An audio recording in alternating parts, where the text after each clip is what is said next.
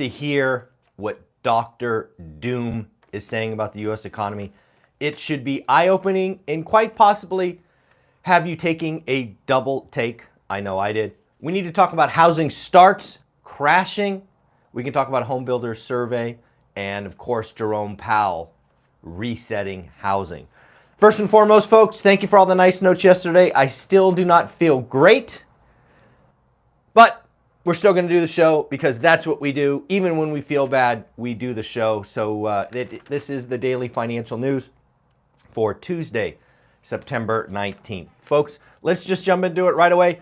Remember at Jackson Hole, what was that, like 13 months ago? Maybe it was the press conference after Jackson Hole where Jerome Powell uttered the words, basically saying, I am going to reset the housing market. Remember that? And lots of folks were talking about, yay, the price crash is coming. And of course, we talked about, no. He's going to go in and he's going to jack up rates. He is going to cause an affordability problem. And what will happen is transactions will crash immediately. We are seeing right now the second leg of that, and I think the numbers will be reported on Thursday, showing that we took a step down. The low water mark for existing home sales to date is 4.02 million. I think we go lower than that in August. I think we go lower than that in September. The longer that rates are over 7%, which I believe we are in week 5 or quite possibly week 6, the slower the market is going to get. Because again, we are also in the winter months where it always gets slower.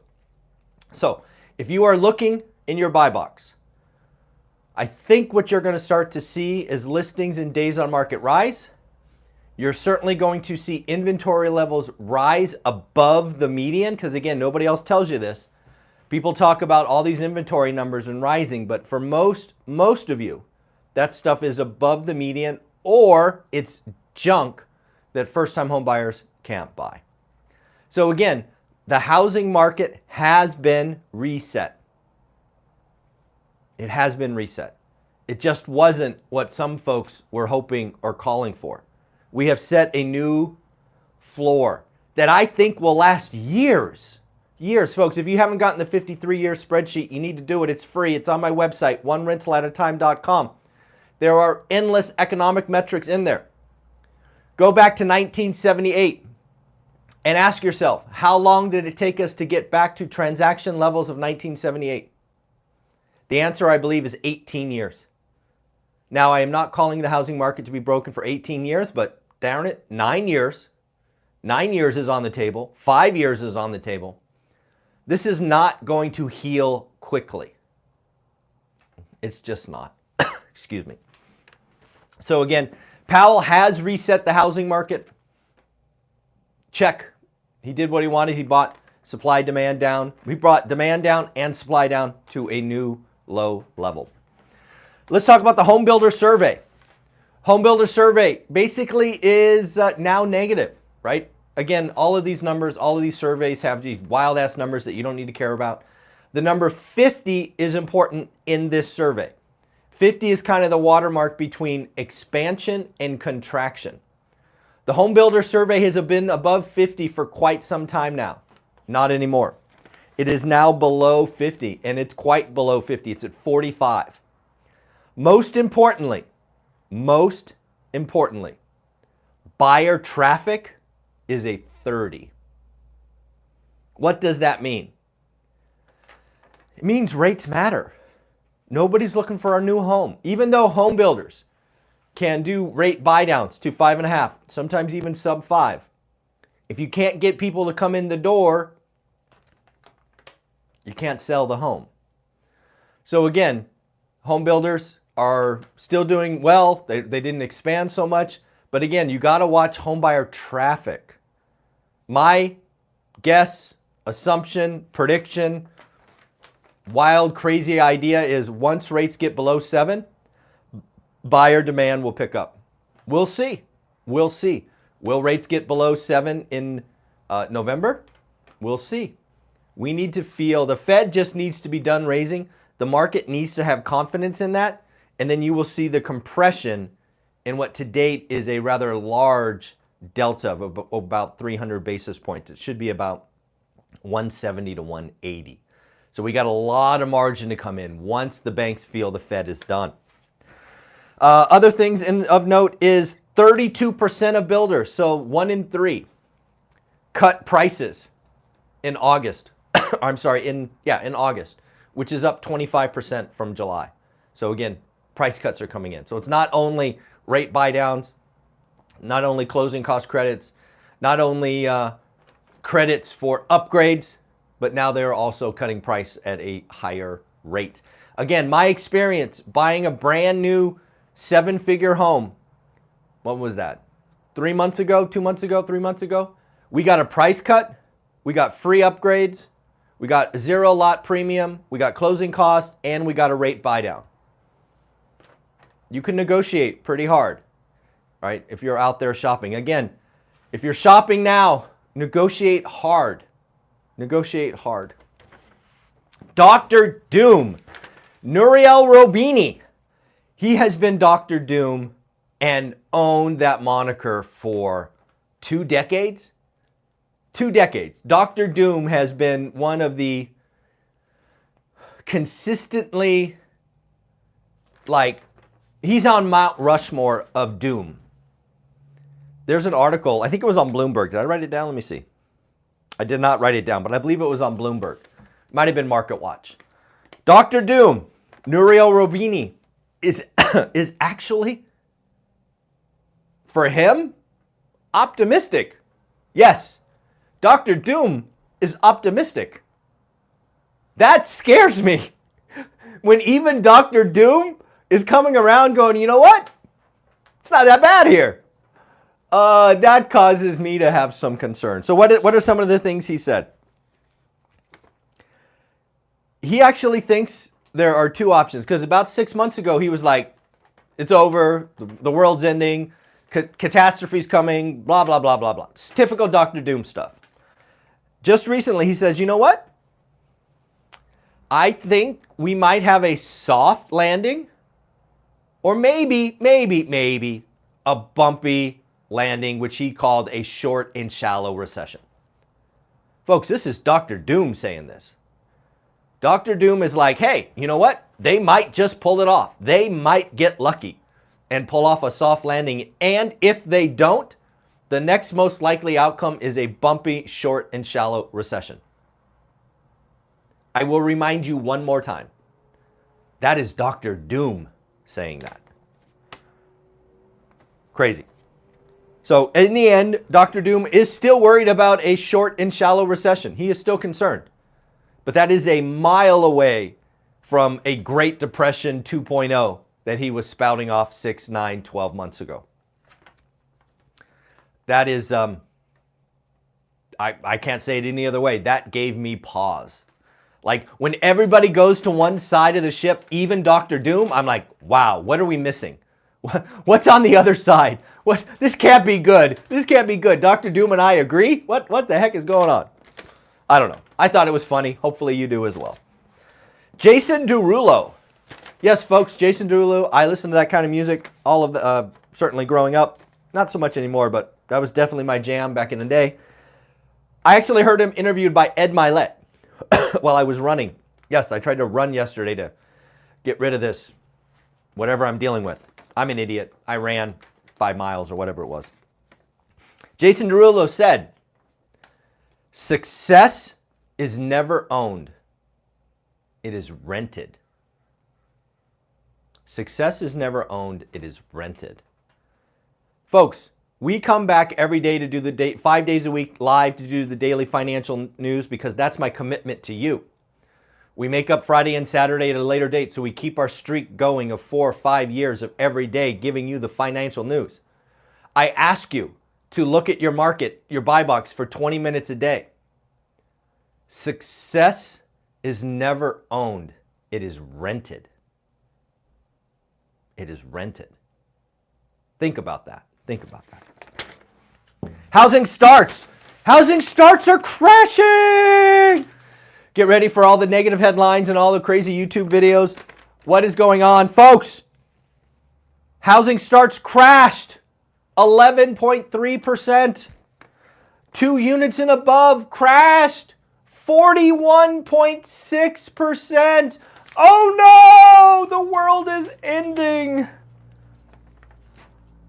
Folks, rates matter. Also, are we not aware of the supply-demand curve going on in multifamily? There is a lot of units coming online. Also, remember what Lance Lambert and I talked about from Fortune like 6 months ago. 6 months ago, I told you this was coming. The commercial banks, which are the lion's share of the lending for builders, unless you're the top 5 public, is done. Of course, this needs to stop. Multifamily construction, 2 units and above, crashed 41%, and that is a good thing. It's supply and demand, right? We have all of this supply coming online, so yes, you should stop building that. Also, costs are up, rates are up, construction loans, impossible to get.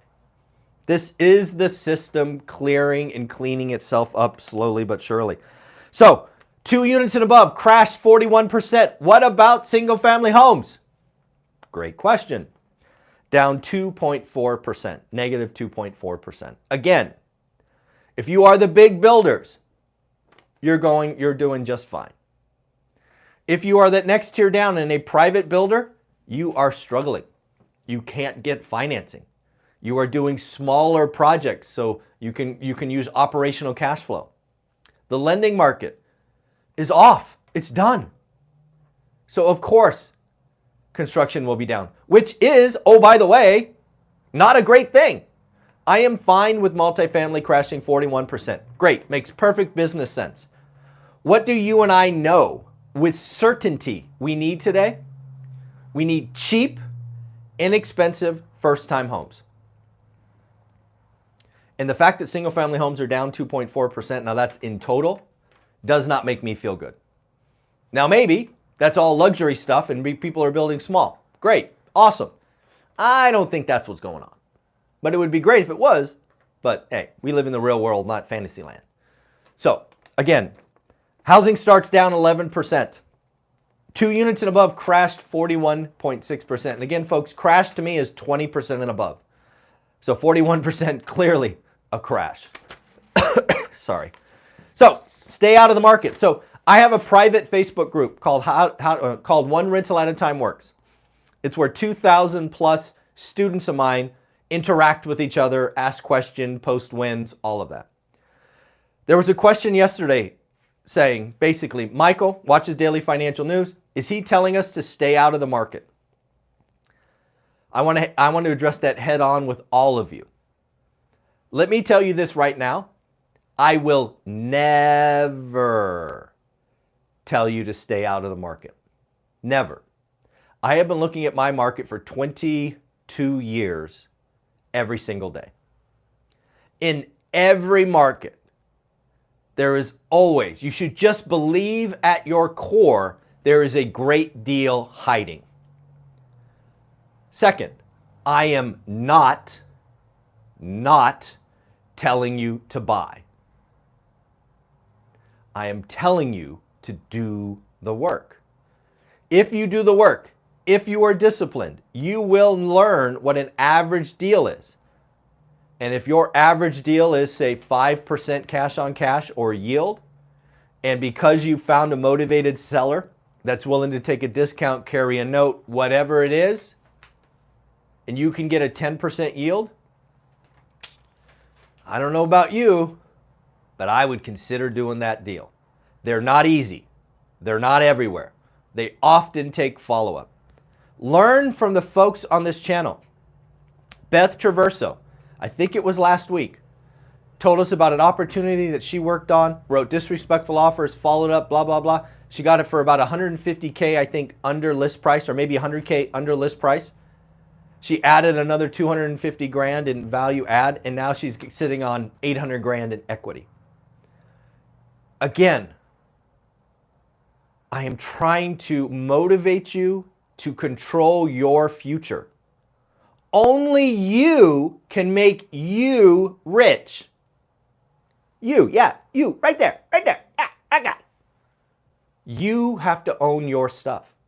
Do the work, look every day, track it, nothing changed, move on. But never, ever, ever stop looking.